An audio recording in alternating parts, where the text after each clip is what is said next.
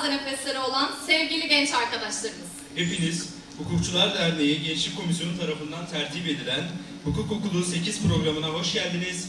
Safalar getirdiniz. Hayatının yoğunluğuna bir nefes, dostlukları ise yeni bir renk kazandırmayı hedeflemektedir. Bugün bir araya gelişimiz yalnızca bir programın başlangıcı değil, bu çalışmaların doğurduğu birlik ruhunun da bir yansıması. Tarihi 1 Mart 2026'dır. Başvuru için afişte yer alan e-posta adresine ulaşmayı unutmayınız. Bir kez daha yinelemek istiyorum. Programın hayırlara vesile olmasını temenni ediyorum. Sağ olun, var olun. Başarılar olan bir üstadımızdı. Ona şu meseleyi sorabilirim diyerek daima bir başvuru merkezi, daima bir etkileşim alanı olarak var olmaya, ancak amacı, arzusu adalet, hukuk, barış, huzur ve güven arayışı olan gençler olarak Hukukçular Derneği'nin liderliğinde hukuk kulüpleri olarak bu çalışmaları yapabiliyorsunuz. Nasıl ki tüm alemlerin Rabbi Allah'sa, sanat alemin Rabbi de Allah. Bizi bulur gibisinden güzel bir söz gördüm. Neredeyse bu insanlık çağına ihtiyacımız var. Ve inşallah o insanlık çağını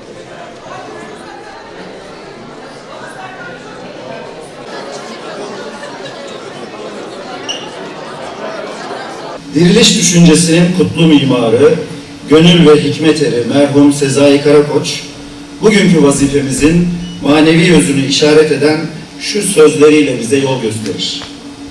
Adalet mülkün temeli, adaletin de temeli doğru inanç, doğru düşünme, erdem ve fazilettir. Bu sözler bize şunu hatırlatır. Adalet yalnızca kanun metinlerinde aranan bir hüküm değildir. Adalet kalpte başlar, ahlakla şekillenir, düşünceyle derinleşir ve davranışlara sirayet ederek toplumu ayakta tutan en büyük güç haline gelir. Ve bizlerin de şiar edilmesi gereken erdem işte bu adalet anlayışıdır. Kıymetli dostlar, derneğimiz 1970 yılında resmi olarak kurulmuş, yarım asrı aşkın süredir bu topraklarda adaleti, hakkı, İnsan onurunu savunmayı bir görev değil, nesiller boyunca taşınması gereken manevi bir emanet olarak görmüştür. Bu emaneti taşırken bir yandan köklerimizden, mazimizin adalet anlayışından güç aldık, diğer yandan çağın ruhunu yakalamanın sorumluluğuyla hareket ettik. Bugün yaşadığımız dünya, bilgi, teknoloji ve iletişim çağının etkisiyle adeta yeniden şekilleniyor. Yapay zekadan dijital ekonomiye, uzay hukukundan sporun küresel alanlarına kadar geniş bir yelpazede dünya yeni bir dönemin içine giriyor. Bu dönüşüm biz hukukçuların görev alanlarını da genişletiyor. Bizleri yeni sorumluluklarla tanıştırıyor. Bu dönüşüm haliyle toplumumuzu da dönüştürüyor. Toplumumuzun refahı ve selameti için de adil bir hukuk sistemine her daim ihtiyaç duyuluyor. Bu hukuk kimi zaman insanın vicdanına dokunan ince bir sanat, kimi zaman devletin temelini ayakta tutan büyük bir ilimdir. Biz hukukçuların görevi ise dünyanın hızla ticarileştiği, rekabetin sertleştiği, güç dengelerinin değiştiği bu çağda vicdanın sesini kanunlara taşımak ve adalet duygusunu diri tutmaktır. Bugün dünya üzerinde adaletin sesi çoğu zaman kısık kalıyor. Mazlum coğrafyalarda belki hukukun kitabı açık, ancak mahkemeler suskun, tanıklar susturulmuş, deliller ise enkaz altında. İşte biz biliyoruz ki adalet devletin temelini oluşturan en önemli unsurdur. Onsuz olmaz. Bu toprakların, bu milletin mirasında, mayasında adalet vardır.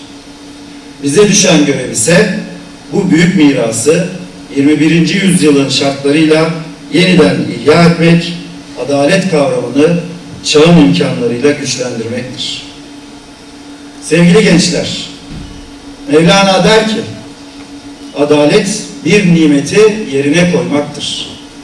Ağaçlara su vermek adalettir, dikene su vermek ise zulümdür. İşte bizim adalet anlayışımız buradan hareketle hikmet ve hakkaniyettir. Bugün burada 2 gün boyunca alacağımız her bilgi, duyacağımız her fikir, kuracağımız her dostluk, gelecekte vereceğimiz kararların temelini oluşturacak. Bir gün sizler de mahkeme salonlarında, kürsülerde, barolarda ya da bir mazlumun yanında dururken adaletin hangi renge bürüneceğine karar vereceksiniz. Bu kararı verirken rotamızı belirleyecek olan dünyanın değişken şartları değil, hakikat ve hakkaniyet olmalıdır.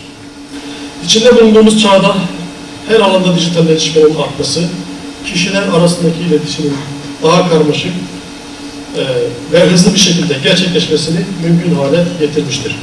Her alanda yaşanan bu dijital dönüşüm, kişisel verilerin daha çok işlenmesini gerektirmiş ve çevrilmiş ortamlarda yapılacak saldırılar ile bu verilerin ele geçirilmesini kolaylaştırmıştır.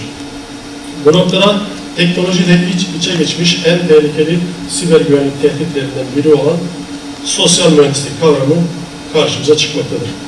Aramızda konu hakkında bilgi sahibi olanlar olsa da kavramla ilk kez tanışanlar için sosyal mühendisliği bireylerin duygusal manipülasyon teknikleriyle kandırılarak hassas bilgilerine erişilmesi şeklinde tanımlayabiliriz. Sosyal mühendislik kapsamında yapılan saldırılar temel olarak kişilerin zafiyetlerinden ve duygu durumlarından faydalanılarak onların kişisel ve başkaları tarafından ulaşılması sakıncalı olan bilgilerine ulaşılması prensibine dayanmaktadır. Sosyal mühendislik saldırılarının saldırgan ve hedef olmak üzere başlıca 2 aktörü bulunmaktadır. Sosyal mühendislik saldırılarında saldırgan öncelikle hedefini belirleyerek hedef hakkında onda güven duygusu oluşturacak ya da merak, korku, endişe gibi duygularını harekete geçirecek senaryolar için araştırma yapmaktadır. Hedef kişi ve senaryonun belirlenmesinin akabinde saldırgan hedefe ulaşma aşamasına geçmektedir. Sosyal mühendislikte hedeflenen bilgiye ulaşabilmek için farklı teknikler kullanılmaktadır. Mesela hedef manipüle edilerek istenilen bilgilere erişilebilir. Bilinen kurum veya kuruluşlardan gönderilmiş gibi görülen bir e-posta ile hedefin kişisel bilgilerine ulaşılması sağlanabilir.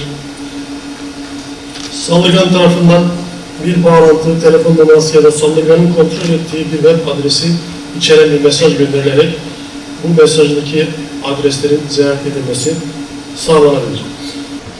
Hukuk okulu programı gençlerimize teorinin ötesinde geçen, uygulama ağırlıklı ve sahaya dokunan bir bakış açısı kazandırmaktadır. Deneyimli hukukçularla öğrencileri buluşturan bu platform, mesleki gelişim kadar etik değerlerin de pekişmesini sağlayacaktır. Çünkü hukuk sadece kurallar bütünü değil, karakter, ahlak ve adalet duygusuyla ayakta durabilen bir kurumdur.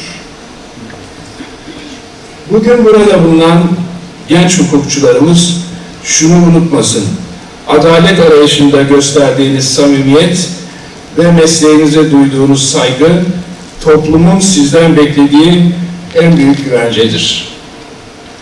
Her biriniz hukuk düzeninin geleceğinde önemli roller üstleneceksiniz.